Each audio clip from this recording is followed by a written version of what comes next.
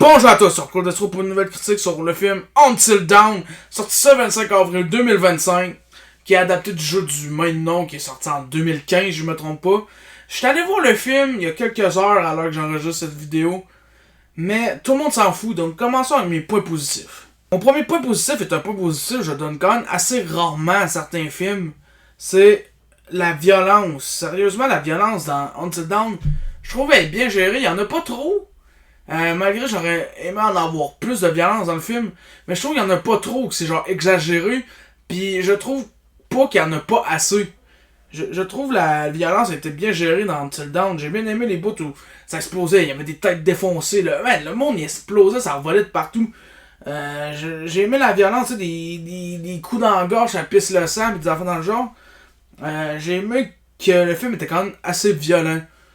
C'est tout pour mon premier point positif. Vous savez comment j'aime la violence dans les films d'horreur. Donc c'est tout pour mon premier point positif. Mon deuxième point positif est probablement mon point positif préféré dans tous mes points positifs. Et qui est un point positif qui m'a sérieusement surpris. C'est que le film ne prend pas 40 à 50 minutes à que l'action arrive. L'action arrive même pas 5 minutes dans le film. Puis ça, c'est rare que des films font ça. J'aime quand le film, l'action elle commence vite. Malgré que vous allez voir dans mes points négatifs, ça a peut-être étendu sur un autre point négatif malheureusement, que le film, l'action a commencé autant vite. Mais pour moi, c'est un point positif pour un film. Donc, c'est tout pour mon deuxième point positif. Mon troisième point positif, et mon dernier d'ailleurs, est la référence à Josh dans les documents du psychologue.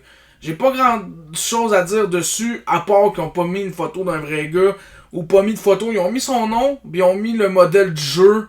Ça, j'ai trouvé que c'était un peu con. Je trouvais que ça me faisait sortir du film. J'ai trouvé ça juste bizarre.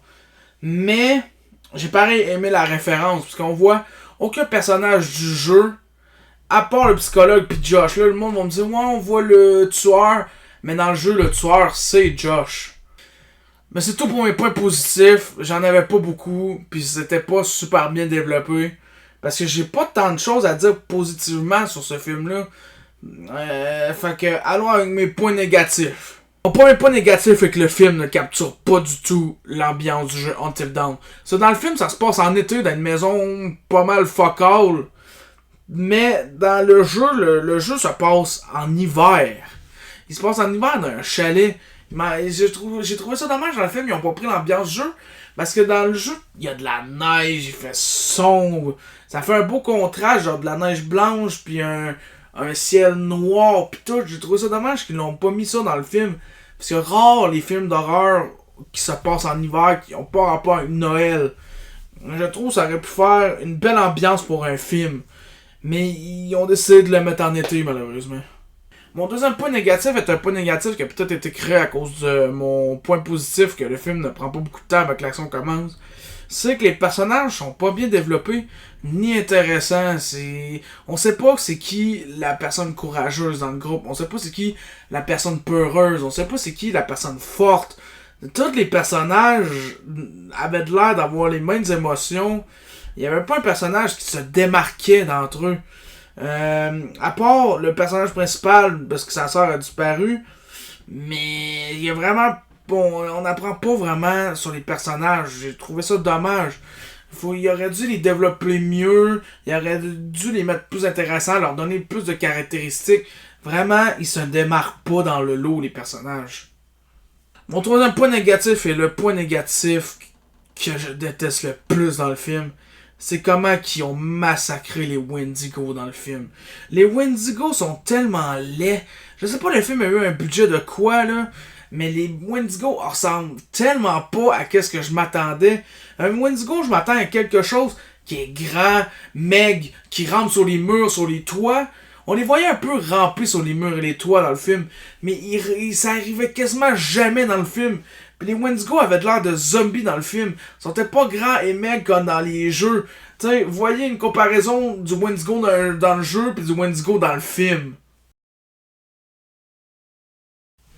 Mais vous voyez que la version du jeu est supérieure à la version du film. Là. Je trouve que les Wendigo ils ont vraiment été mal adaptés dans le film. Par exemple, dans le jeu, les Wendigo, c'est des trucs intuables. T'as beau bien leur tirer 6 balles de shotgun à canon scié dans le torse, ils font juste se revoler, ils pognent aucun dégât. La seule façon de les tuer, c'est le feu. Puis même là, ils survivent pendant une crise de bout parce qu'ils ont une peau tellement résistante. Puis là, dans le film, ils crevent à des coups de couteau en arrière de la tête. C'est vraiment... Ils ont vraiment pas bien adapté les Wendigo dans le film. Qu'est-ce que vous voulez que je vous dise? J'ai trouvé ça dommage que... Vraiment, le truc que je voulais dans le film, c'était les Wendigo. Puis ils ont tellement mal adapté. J'ai trouvé ça dommage. Parce qu'à mon avis, les Wendigo, ça aurait pu faire des scènes de malades qui font extrêmement peur. Parce qu'un Wendigo versus un humain, le Wendigo, il gagne quasiment tout le temps.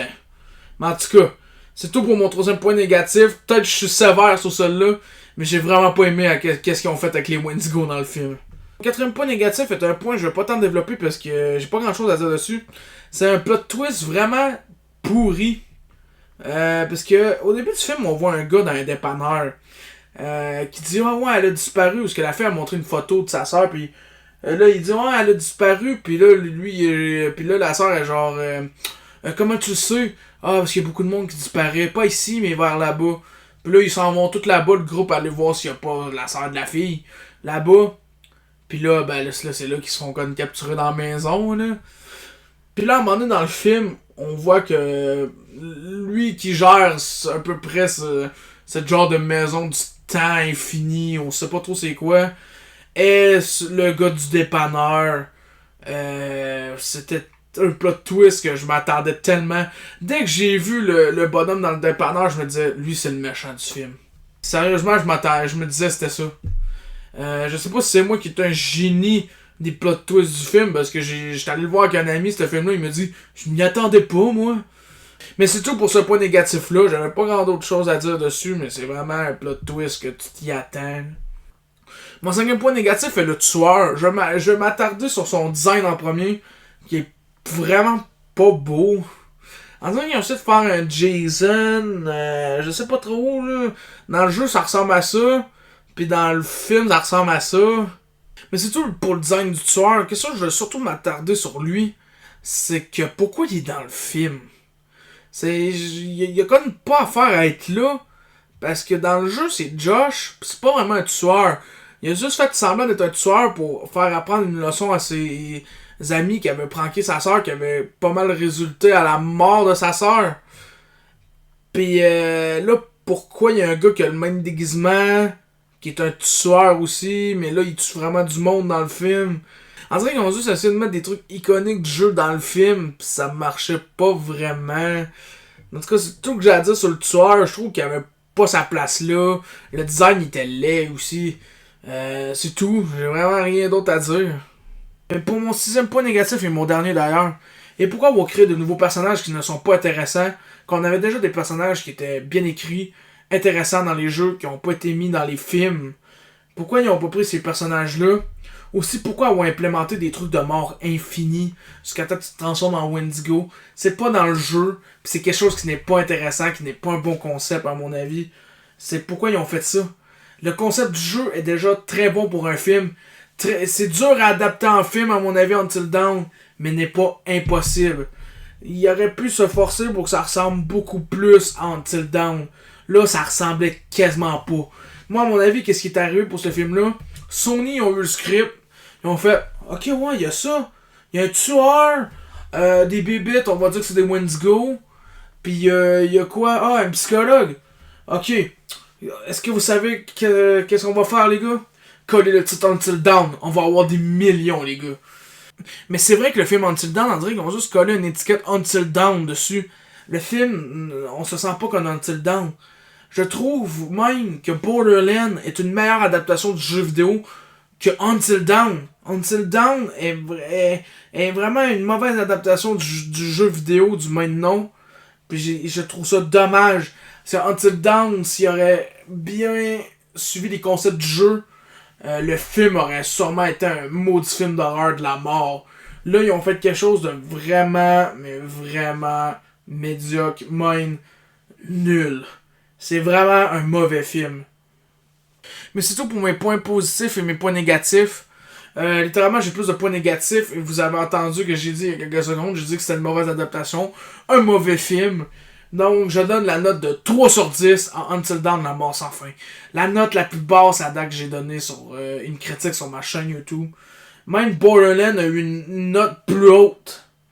Sérieusement, Until Dawn est une très mauvaise adaptation. Borderlands aussi est une très mauvaise adaptation, mais je trouve Until Dawn se sont encore plus pété à la gueule là-dessus. Mais en tout cas, c'est tout pour ma critique. Si vous avez aimé la critique, vous pouvez vous abonner, liker, partager, commenter votre avis sur le film. Vous pouvez dire que vous avez adoré le film quand vous l'avez détesté, ça m'intéresse toujours de lire les opinions du monde sur internet. Mais c'est ça, c'est tout pour cette critique. Fait que mes prochaines critiques vont être sur Superman probablement, puis les 4 Fantastiques. Donc on se revoit sur une prochaine critique et allez voir mes vidéos gaming si vous voulez. Fait que à la prochaine.